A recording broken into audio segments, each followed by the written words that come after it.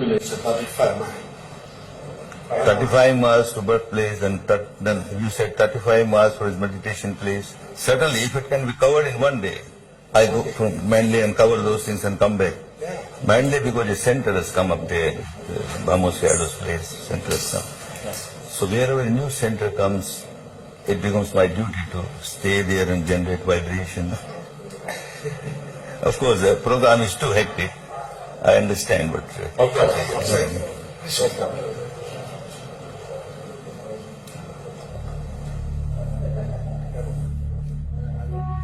And then, 800 years ago, one name comes up before us, Arhant Dhammadasi, Shin Arhant. And being an Arhant, he could see that the northern part of the country, Dhamma gets deteriorated. There is no pure Dhamma there. So he decided to go to that part of the country, establish Dhamma there, both Pariyatti and Patipatti. Then it is said he went further north and settled down in the Sagai Hill. Not only Shin Arhan meditated there for the whole life, but he kept on teaching this Dhamma, the Patipatti Dhamma. Therefore, Sagai is also a very sacred place of Dhamma. After that, from generation to generation, from teacher to pupil, that was the center which maintained Dhamma in its Christian purity.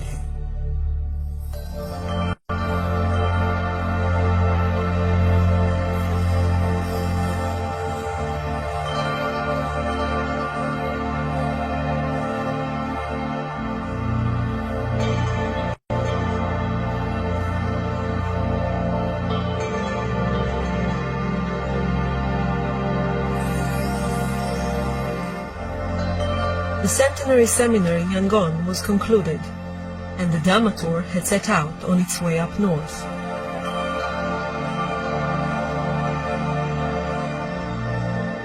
Six buses with about 300 pilgrims made the journey northward to visit Mandalay, Sagai, and the sacred sites in the area. The pilgrims received a joyous and affectionate welcome by local meditators, school children and monks wherever they went. This was perhaps the first time the country people had had the chance to greet and host such a large number of meditators from so many countries. The experience was overwhelming for both sides. The hosts were delighted to be able to welcome and serve food to the pilgrims.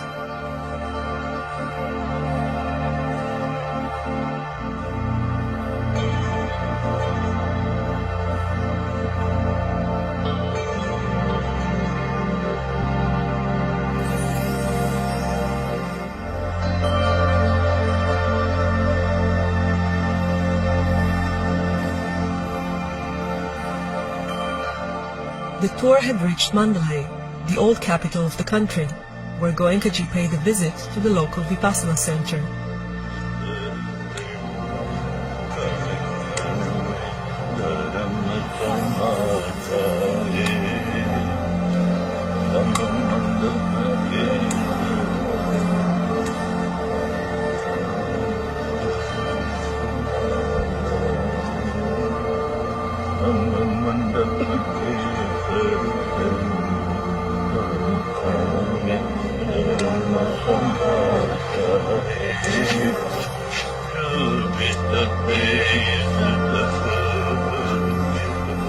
After crossing the Irrawaddy River to the Sagai Hills and spending time as guests of the Venerable Bhikkhu Nimisara, Goenkaji and the pilgrims had left for Monyo.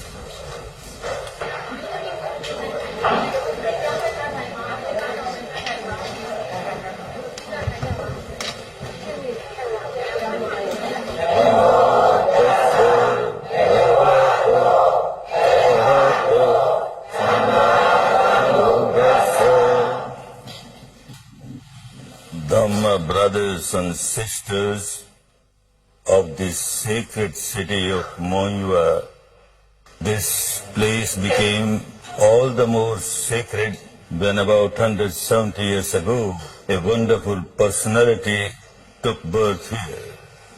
That was my great-grand Dhamma father, Venerable Ledi Sayadaw.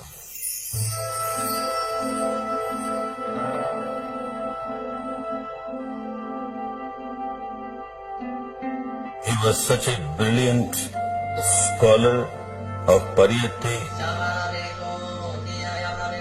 and at the same time a great saint of Patipatti. His writings have been giving great inspiration for generations to the people who are interested in Buddha's teaching. Not far from Monua, the pilgrims crossed the Chingwan River in a fleet of boats. At the other bank, on the top of a hill, was one of the tour's most important sites, the meditation cave of Venerable Ledi Sayadaw. Every evening, after fulfilling his duties of teaching Pali to the bhikkhus at Monua, the Sayadaw would cross the river and spend the night meditating in his cave.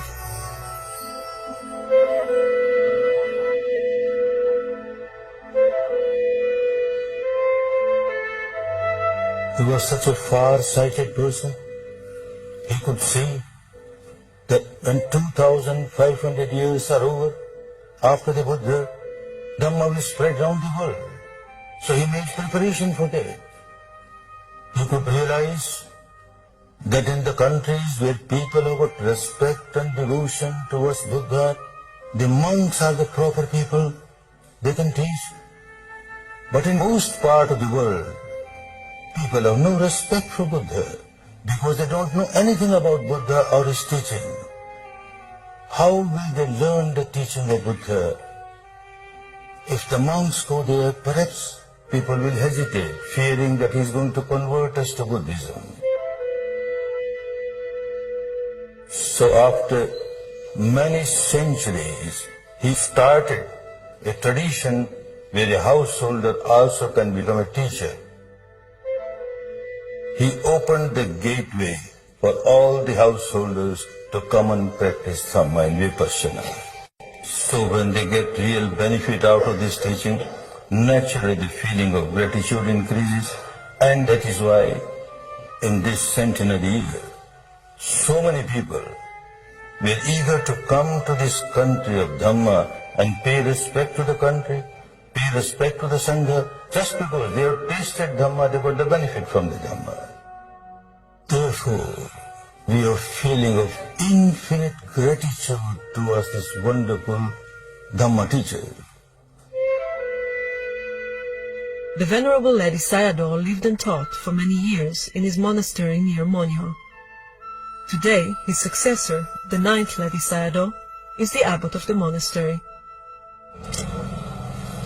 Goenkaji and the pilgrims came to pay respects to the Sayadaw, who gave them his blessings. The Sayadaw said, "The meeting together of all of us in this great place established by Ledi Sayadaw is like the meeting of long-separated family members."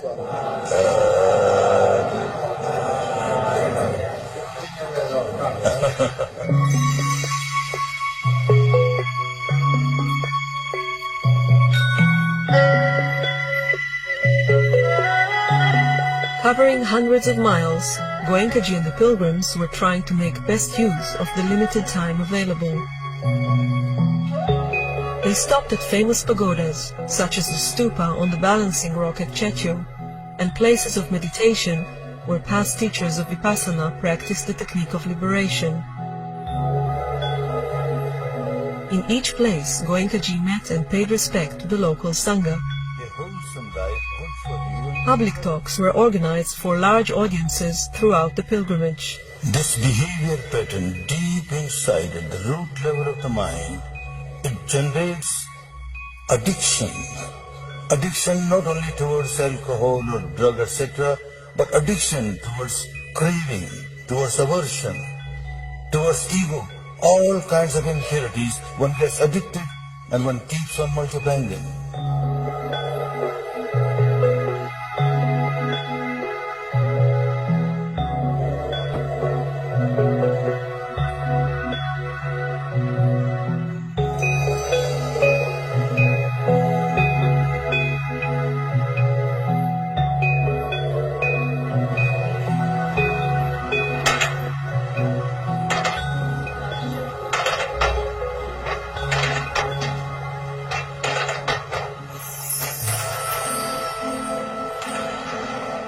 Misery is universal. Everyone is feeling miserable. The householders have more misery. Every householder cannot be expected to live the life of householder and become a monk or a nun. This is what Venerable Lady Sayadaw also saw. And the decision that is made was a wonderful decision. It was a historical decision, and it was a very fruitful decision. He trained one wonderful lay teacher, Sayataji, to get developed in Dhamma and become a teacher of Vipassana. We remember him and pay our respect to him.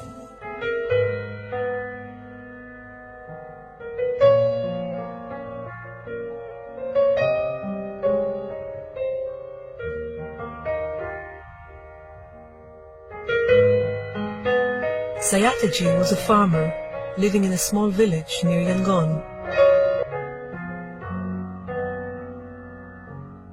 As a young family man, he had experienced profound personal tragedies, which led him to undertake a spiritual quest to find a way out of his suffering. After years of travel seeking a meditation teacher, Sayataji came in contact with the saintly monk Sayadaw. He spent several years as a disciple of his beloved teacher, who encouraged him to start teaching Vipassana. Sayataji returned to his village, Pyopweji, and started a meditation center behind the family farm. The place is still there today, and Goenkaji and the pilgrims have come to pay respects and meditate there.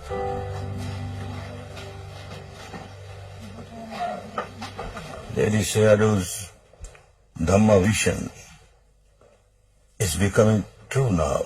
Dhamma is spreading. It would not have been possible if Sayataji was not a successful household teacher. Dhamma father Sayaji U Ba Khin personally brought me here to pay respect to this very fertile land which produces Dhamma.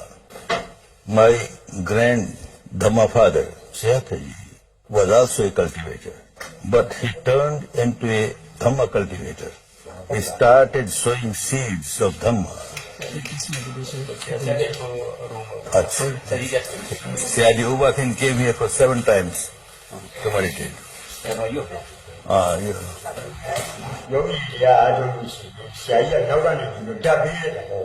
In those days, meditation was done here. Sayaji U Ba Khin will also come here, other students will come here, and Sayataji will sit there. From there he will give strength to the meditators. Although in the attire of a family man, a lay person, inside he lived the life of a monk. So very much pure was his life that people will keep on getting inspiration by his life. Therefore, we express our feeling of infinite gratitude towards Sayataji. This is the sacred land where Sayaji U Ba Khin got his second birth coming out of the shell of ignorance under the guidance of Sayataji.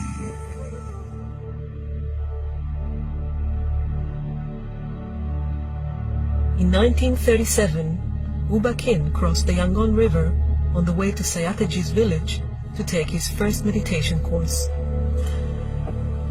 From there onwards, there was no looking back. My Dhamma father, Sri Yuba King, used to say that the time clock of Vipassana is struck. Now it must go to its country of origin, India, and from there it will spread. No one can stop that progress.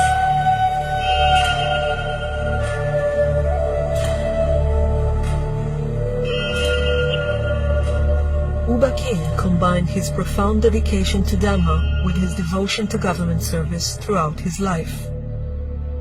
He was one of the most distinguished civil servants of his time in Myanmar. On the day the country gained independence, he became the Accountant General, and for the next 2 decades he also served in a variety of government posts, sometimes holding several of them simultaneously.